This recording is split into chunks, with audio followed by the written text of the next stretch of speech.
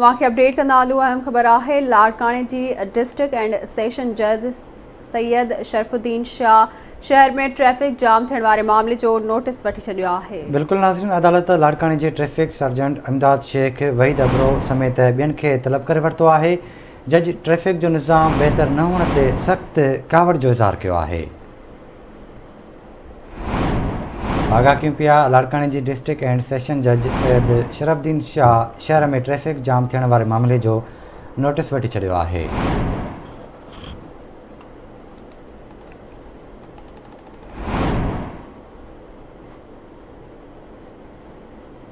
तफ़सील मालूम कंदासीं लाड़काने मां रशीद समोखा जी। रशीद, अपडेट कजो, कहिड़ा तफ़सील आहिनि?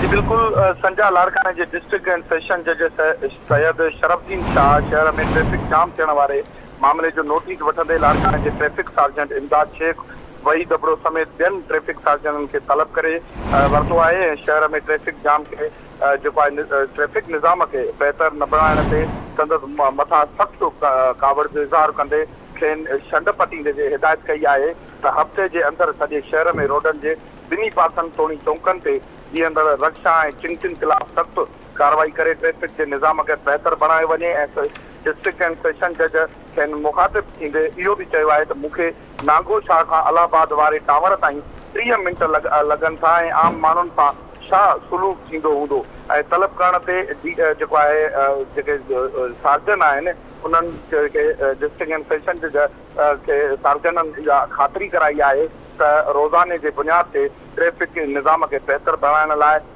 जेको आहे कार्रवाई कई वेंदी। मां तव्हांखे ॿुधायां त बदमनीअ ते बि गुज़िरियल महीने अहिड़ो डिस्ट्रिक्ट एंड सेशन जज लाड़काने में बदतड़ बदमनीअ जो नोटिस वरितो ऐं जेकी ट्रैफिक आहे ट्रैफिक जो निज़ाम मुकमल तौर ते लाड़काने में तबाह आहे केतिरनि सालनि खां।